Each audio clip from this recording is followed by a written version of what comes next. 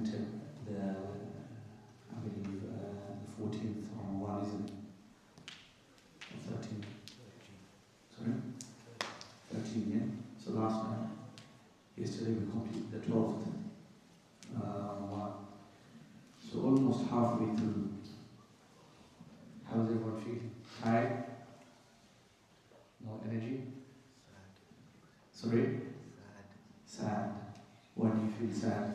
Going quick. It's going very quick. Although it's going very quick, and you're right, it's only a matter of another 2.5 weeks, the month of Ramadan will come to an end.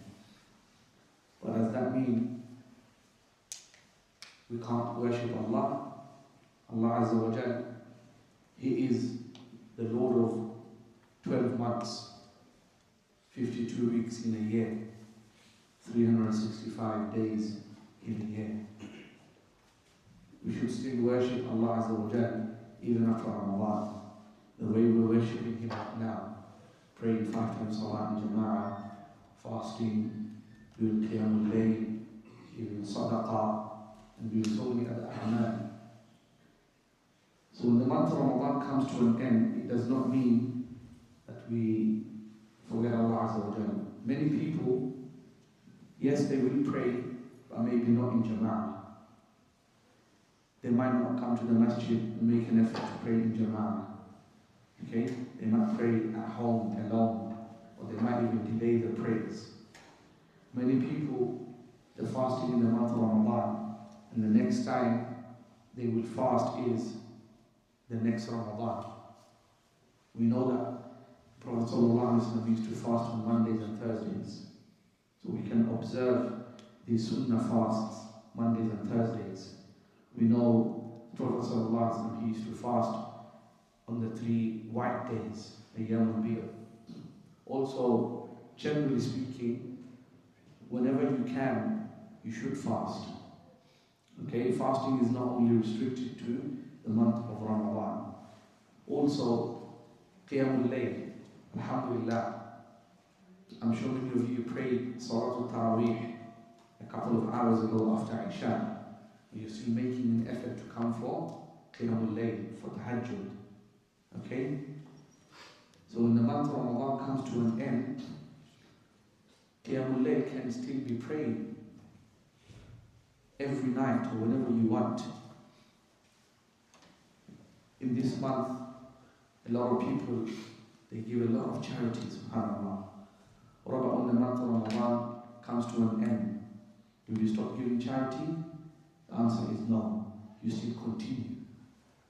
Okay, just the way you worship Allah in this month and you connected to Allah Azza wa Jal, continue with that even after Ramadan. This is why Allah says, وَعْبُدْ رَبَّكَ حَتَّى يَأْتِيَكَ الْيَقِينُ, and worship Allah until you meet Allah, until your death takes you away from this world and you go to meet your Lord.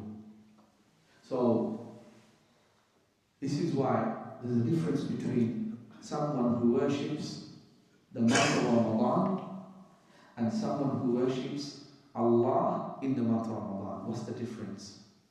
The difference is a person who only worships Allah in the month of Ramadan, and as soon as Ramadan is over, he goes back to his old habits. He stops praying. So many people, they only pray in the month of Ramadan. They don't even pray Salah. Okay? Forget about praying in Jama'ah, forget about praying in the masjid. They don't even pray at all. The only time of the year that you will see them praying is the month of Ramadan. So this is why someone who worships Allah in the month of Ramadan, this person, he worships Allah throughout the entire year. Okay? Many people, they give up on bad habits for the sake of Ramadan. As soon as Ramadan comes, or a few days before, they let go of their bad habits. And as soon as Eid is announced, they go back to their old habits. Okay? Ramadan is supposed to change us. You're supposed to change in the month of Ramadan. Not go back to your old habits after Ramadan. This is why, my dear brothers, we only have another 16 or 17 days left. Okay? We've already spent, 13, 14 days of Ramadan. So the remaining days of Ramadan, ask yourself how you can change your life, how you can change your lifestyle. Okay? Ramadan should change your entire lifestyle. Okay, not just, okay, Ramadan is here, so therefore I'm going to do certain things, and after Ramadan is over, and let's go back to our old habits. Let's start enjoying life and doing things that we're used to doing. Okay? This is what, my dear brothers, subhanAllah, there's certain things that we do only in the month of Ramadan, but you can actually do it throughout the entire year. So what are these things? For example, recitation of the Quran. Alhamdulillah, that we are reciting the Quran in the month of Ramadan. We're making a lot of effort to read the Quran. We make a lot of effort to attend the Taraweeh prayers in Jama'ah. We make a lot of effort to attend Qiyamul Layl in Jama'ah. Yeah? After Ramadan, continue with that. Continue with that recitation of the Quran. Don't abandon the book of Allah Azza wa Jalla. At least try and recite 5, 6, 7 pages a day. Even when Ramadan comes to an end. Qiyamul Layl. Okay, you can't do it every night. Do it at least maybe once a month, 2 times a month, a few times a month. Plan, okay, tomorrow I don't have work. Then you try and wake up half an hour, 40 minutes before Fajr. You know how we do long Qiyam in Ramadan? You don't have to do this long Qiyam.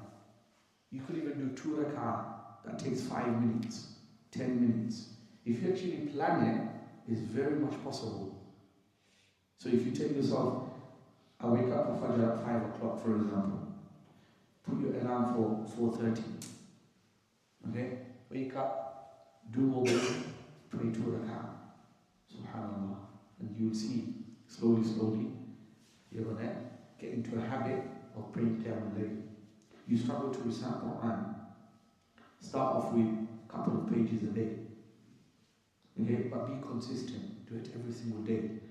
And also, when you read the Quran, try and read the Quran from the beginning to end. Some people, they like to recite only selected surahs. Okay? Try and read the entire Quran. Go through the entire Quran. You know the Sahaba radiallahu anhu, they used to all have a wird, a daily portion that they used to read. And it is generally advised that you should recite the entire Quran at least once a month. Meaning, every single day you recite 1 juz of the Quran. It doesn't take that long. You probably tried it in the month of Ramadan. A juz, it shouldn't take you anything more than 20 to 25 minutes. Actually, that's not much if you think about it. And you can divide that juz into 5 sections. And the reason why I say 5 sections is because you have 5 prayers a day. So after each prayer, you recite 1 section of that juz. So you're only spending 5, 6 minutes after each prayer. So after each prayer, let's say if you have 5 minutes for your adhkar and Quran, another 5 minutes for Quran, by the end of the day, you will have recited 1 juz. By the end of the month, you will have recited the entire Quran. By the end of a year, depending on how many times you read the Quran in the month of Ramadan itself, you will have completed at least 12 to 13 times reciting the entire Quran. When you actually break it down like this, it's not that difficult. When you think about it, it feels like a big task to be able to read 1 juz a day, the entire Quran, once a month, 12 khatams in a year. It sounds a lot, but actually when you actually break it down, it's not a lot. Also, giving charity, subhanAllah. Rasulullah sallallahu alayhi wa sallam, he said, أَحَبُّ الْأَعْمَالِ إِلَى اللَّهِ أدومها وإن قل. Rasulullah said, Allah loves that thing, that the action that you do, even if it is in small amounts, but you do it consistently. You do it every time. So you don't, for example, you read Quran one day, you decide to read, let's say, the whole of Baqarah. That's almost 2.5 juz. And then for the next few weeks, your mushaf is collecting dust. You haven't even touched it once. So again, with charity, even if you give it small amounts, but be consistent. Whenever you come to the masjid, give something. Even if it's like £1, 50p, 20p, 30p, whatever you have in your pocket. Make it intentional. Once actually someone, this is what they said to me. They said, look, when the month of Ramadan used to come, I used to have like a target of giving, £400, £500 in charity. This is what they said. And then they said, I thought, you know what, there's 365 days in a year. If I give £1 every single day, that works out to be 365 £5 in a year. If you actually think about it logically, although in Ramadan he was giving £400-500, which is actually more than £365, yeah, but the reward is probably far more greater because he spread that out through 365 days in a year. So he said, I started giving £1 a day. But I used to go to the masjid a couple of times a day. So whenever I go to the masjid, I put £1. Literally, that's what he said. £1. I'll take with me £1 and I'll drop it in the charity box. And he did that, and he goes, I've been doing that for a good few years now. So imagine every day you give £1. That's not much actually. In a year, that's £365. The point that I'm trying to get to you is, whatever you do, be consistent. Even with your praise. Yeah? Even with your praise. With recitation of the Quran. With charity. Try your best to, with some things, be consistent. May Allah Azza wa Jalla give all of